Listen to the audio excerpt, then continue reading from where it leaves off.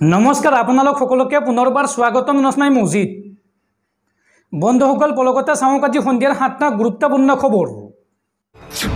প্ৰথমটো খবৰ, ৰাজ্যত আৰম্ভ হ'ল নিযুত মইনা আঁচনি।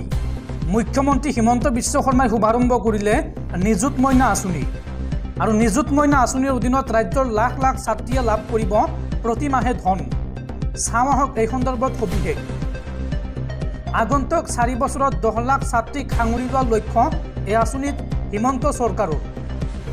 উচ্চতৰ মাধ্যমিকৰ প্ৰথম বৰ্ষৰ প্ৰতিগৰাকী ছাত্ৰীলৈ মাহে 1000কৈ টকা দিব ৰাজ্য চৰকাৰে আৰু 1 বছৰত সৰ্বাধিক 10 মাহলৈ মুঠ 10,000 টকা দিব চৰকাৰে আৰু স্নাতক প্ৰথম বৰ্ষৰ প্ৰতিগৰাকী ছাত্ৰীয়ে পাব 1250 টকাকৈ। 1 বছৰত সৰ্বাধিক 10 মাহলৈ প্ৰতিগৰাকী ছাত্ৰীয়ে পাব 12,500 টকা আৰু লগতে স্নাতকোত্তৰ প্ৰথম বৰ্ষৰ প্ৰতিগৰাকী ছাত্ৰীয়ে পাব 2,500 টকাকৈ। 1 বছৰত সৰ্বাধিক 10 মাহলৈ প্ৰতিগৰাকী ছাত্ৰীয়ে পাব 25,000 টকা। এই আঁচনি বিবাহিত আৰু চাকৰিয়াল বিয়াত শিক্ষাৰ্থীয়ে নাপাব আৰু লগতে মন্ত্ৰী সাংসদ বিধায়কৰ কন্যাই এই আঁচনিত অন্তৰ্ভুক্ত নহ'ব আৰু লগতে বাণীকান্ত কাকতি বঁটাৰ স্কুটি বা স্কুটাৰ লাভ কৰা ছাত্ৰীয়ে নাপাব এই সুবিধা। সংবাদমেল পাতি এই মন্তব্য কৰে ৰাজ্যৰ মুখ্যমন্ত্ৰী হিমন্ত বিশ্ব শৰ্মাই।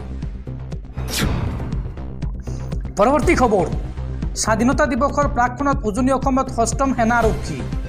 তিনিচুকীয়া আৰক্ষীৰ অভিযানত উদ্ধাৰ হৈছে উগ্ৰপন্থী সংগঠন আলফা স্বাধীনৰ এটা অস্থায়ী শিবিৰ। স্বাধীনতা দিৱসৰ প্ৰাকক্ষণত উজনি অসমত 6ম সেনা আৰক্ষী। তিনিচুকীয়া আৰক্ষীৰ অভিযানত উদ্ধাৰ হৈছে উগ্ৰপন্থী সংগঠন আলফা স্বাধীনৰ এটা অস্থায়ী শিবিৰ। জাগুনৰ টিংকুপানী বনাঞ্চলত উদ্ধাৰ হৈছে আলফাৰ এই শিবিৰটো। শিবিৰটোত ম্যানমাৰৰ কিছু আপত্তিজনক সামগ্ৰী উদ্ধাৰ হৈছে। এই অস্থায়ী শিবিৰটোত আশ্ৰয় লৈয়ে উজনি অসমৰ বিভিন্ন লোকক ধন দাবী কৰি আহিছিল আলফা স্বাধীনৰ সদস্যই।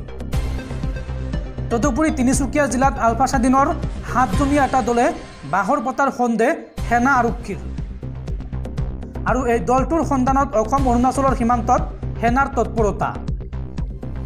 দলটোৱে বিভিন্নজন ব্যক্তিক ধন দাবী কৰাৰ তথ্য প্ৰকাশ কৰিছে এক বিশেষ সূত্ৰই আৰু এই দলটোৰ নেতৃত্বত আছে মৃগাংক অসম।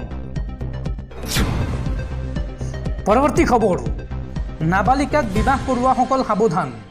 নিজৰ পত্নীৰ লগত কৰিব নোৱাৰিব শাৰীৰিক সম্পৰ্ক আৰু যদি কৰে তেন্তে ভাৰতীয় ন্যায় সংহিতা আইনৰ অধীনত হ'ব অপৰাধী। দেশৰ নতুন আইন সন্দৰ্ভত ৰাজ্যবাসীক পুনৰ সোঁৱৰাই দিলে মুখ্যমন্ত্ৰী হিমন্ত বিশ্ব শৰ্মাই। নাবালিকাক বিবাহ কৰোৱাসকল সাৱধান। নিজৰ পত্নীৰ লগত কৰিব নোৱাৰিব শাৰীৰিক সম্পৰ্ক। ভাৰতীয় ন্যায় সংহিতা আইনৰ অধীনত অপৰাধী হ'ব যদিহে কৰে। স্বামীৰ বিৰুদ্ধে ধৰ্ষণৰ অভিযোগ উত্থাপন কৰিব পাৰিব পত্নীয়ে। দেশৰ নতুন আইন ৰাজ্যবাসীক পুনৰ সোঁৱৰাই দিলে মুখ্যমন্ত্ৰীয়ে।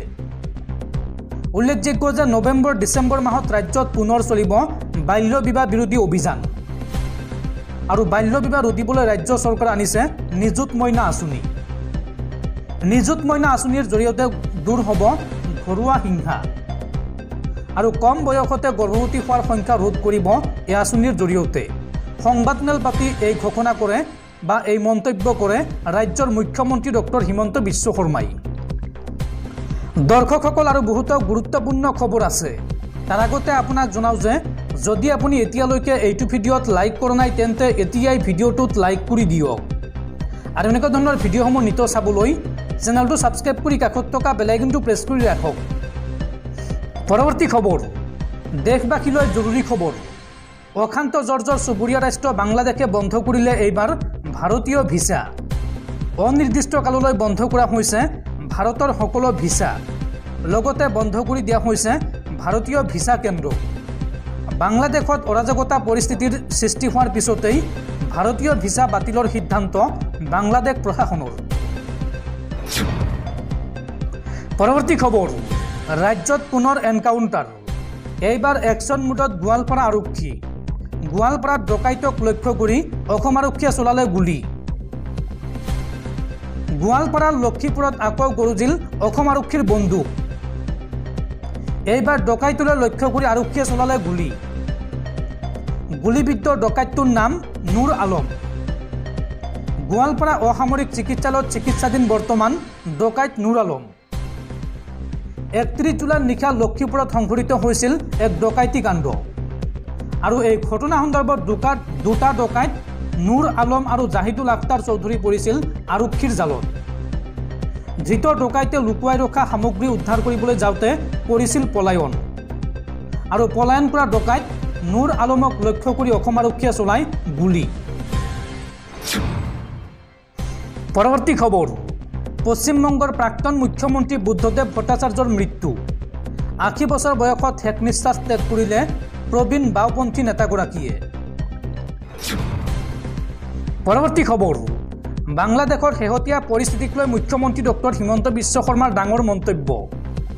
ভাৰত চৰকাৰে ধৈৰ্য আৰু সহিষ্ণুতা ৰক্ষা কৰিবলৈ দিছে নিৰ্দেশ। এই মন্তব্য হিমন্ত বিশ্ব শৰ্মাৰ। বাংলাদেশৰ শেহতীয়া পৰিস্থিতিক লৈ মুখ্যমন্ত্ৰী ডক্টৰ হিমন্ত বিশ্ব শৰ্মাৰ ডাঙৰ মন্তব্য। ভাৰত চৰকাৰৰ নিৰ্দেশ অনুসৰি সীমা সুৰক্ষিত কৰি ৰখা হৈছে। মানকাছা আৰু সুতাৰকান্দি সীমান্তত ৰখা হৈছে নজৰ। পাছপৰ্ট নথকা কোনো লোককে প্ৰৱেশ কৰিবলৈ দিয়া হোৱা নাই সীমান্তৰে। ভাৰত চৰকাৰে এই সন্দৰ্ভত ধৈৰ্য আৰু সহিষ্ণুতা ৰক্ষা কৰিবলৈ দিছে নিৰ্দেশ। ইয়াত অধিক মন্তব্য দিলে বাংলাদেশত হিন্দুৰ ওপৰত অত্যাচাৰ বৃদ্ধি পোৱাৰ আশংকা আছে।